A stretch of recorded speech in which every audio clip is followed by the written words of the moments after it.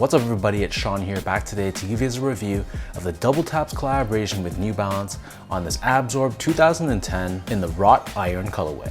So this is the latest collaboration between Japanese streetwear brand WTAPS with New Balance. This time collaborating on the relatively new Abzorb 2010 silhouette. This pair dropped on October 10th for $160 US or $220 here in Canada. The official colorway for this shoe is Wrought Iron and Agave Green, and the style code is U2010 WT. So WTAPS is known for their relatively simple, military-inspired style, which explains why this shoe is pretty simple all things considered when you talk about collaborations, but it does have that signature greenish tone that WTAPS is often known for. So if you're looking at the shoe and thinking that it's very understated, very simple, and that it easily could have passed as a general release colorway, that's definitely not new when it comes to their past collaborations. So as far as the box goes, here's a look at it. So this comes in a slightly modified gray colored cardboard box. We do have WTAPS branding on the top lid, as well as on the sides of the box too.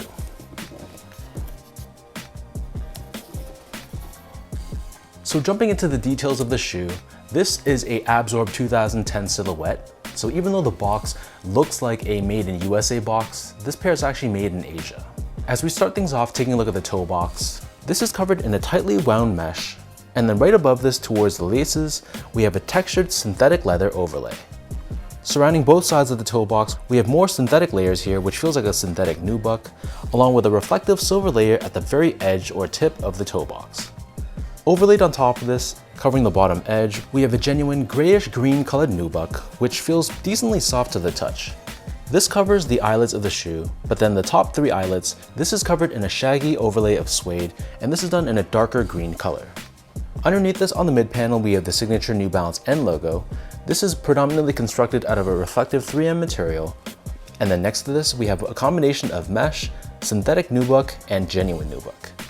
Debossed onto the lateral side, we have the WTVUA letters, which stands for WTAPS Visual Up Armored, one of the brand's taglines. And then on the back of the shoe, we have more of that synthetic textured leather, and then on the top of the heel, we have another reflective panel here with WTAPS branding along with this gradient finish on the bottom. As far as the laces go, this pair comes with two different lace options. The default lace that they come with is a flat style, slightly green colored lace, but they also come with a slightly darker colored lace if you want to give it a little bit more of a striking and contrasting look. Underneath this, the bottom half of the tongue is covered in the same mesh that we saw covering the toe box. Towards the top, we have another textured synthetic leather layer, and then we have a reflective panel on the very top of the tongue. This is similar to the look of the heel where we have this gradient look, and then instead of WTAPS branding, we have the New Balance logo. The back of the tongue and the interior of the shoe, this is lined in this very soft green colored liner, and the collar is decently padded, not overly stuffed, but it's not thin either. And then for the insoles, these come with your typical New Balance foam insole, which is decently padded. It's finished in a grayish green colored liner on top, and we have New Balance 2010 and WTAPS branding pressed onto the heel. So the upper of this shoe sits atop this chunky Abzorb foam midsole, which is arguably one of New Balance's most used technologies. In addition to Abzorb, we also have Abzorb SBS pods. These are these gel-like inserts that you can see on the lateral heel, and this helps with impact protection and shock absorption, but to be honest, a lot of it is mostly cosmetic. And then turning the shoe over to the bottom, so the outsole here you can see how it's partially segmented, giving you a bit more flexibility. In the middle, we have a translucent TPU shank plate, which is what New Balance calls their stability web technology. This is there in place to help with torsional rigidity and midfoot support. And then in the center of the heel, it reveals this foam layer, and etched away from it, we have the New Balance word mark. So that breaks down the look and the construction of this shoe. And for those wondering about how these fit, so in my case, I'm a true size 10, slightly on the wider side, and I got these in my normal 2010 size, which is true to size. So in my case, I got these in a size 10. They fit me very comfortably, no pressure points whatsoever. They could feel maybe a little bit snug around this midfoot area right here across the middle portion of the shoe, but in my case, I didn't feel any discomfort. So I feel like if you have a narrow, normal, or even a slightly wide foot, you can go true to size. If you have like a really, really wide foot, you might want to consider going up half a size. But for the majority of people out there, go with your normal made in Asia New Balance size, which should be true to size. To give you guys a point of comparison, I also wear a size 10 in other silhouettes like the 1906R, 2002R, 860 V2, 1500, 991, whereas I usually go a half size down to a size 9.5 in a lot of the made in USA models like most of the 990 series, 992, and 993. Moving on to the comfort of this shoe, so I've mentioned this in past 2010 reviews, but this silhouette, especially for a made in Asia model, is actually quite comfortable. You feel decently stacked off the ground because of this chunky Abzorb foam, and the initial step-in comfort of the shoe is actually decently soft. It's not going to be as pillowy as, for example, a 90-60, but I feel like initially you have a lot more softness underfoot than say something like a 1906R or 2002R. You don't have as much ground feel as those models, and I feel like over time, models like the 992 and 993 will end up being more comfortable in the long run. But if you're looking for a shoe that has like a quick fix in terms of comfort, then I think this shoe has a decent amount of that and you won't be disappointed. Finally, in terms of the quality and the craftsmanship, so this is where I wasn't totally happy with this shoe.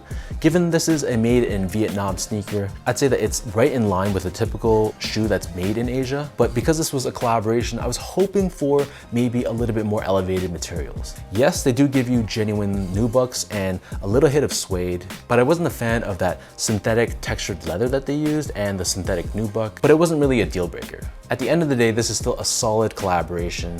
I just thought that the materials could have been a little bit better. The build of the shoe I had no problems with. I thought it was solid, so no complaints from that end.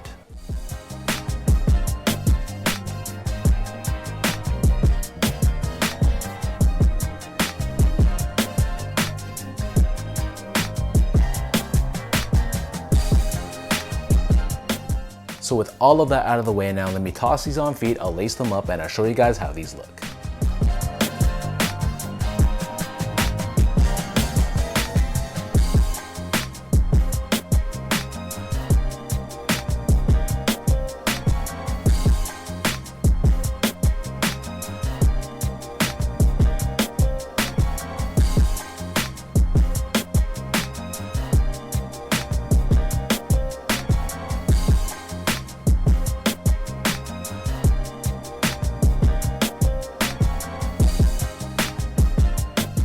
There's something about this white midsole with the neon hits, which I feel doesn't really match the look of the upper and the overall aesthetic of the brand. It almost gives it more of a playful, and I want to say juvenile, even though that's probably not the right word, but that's kind of the vibe I get from this neon hit.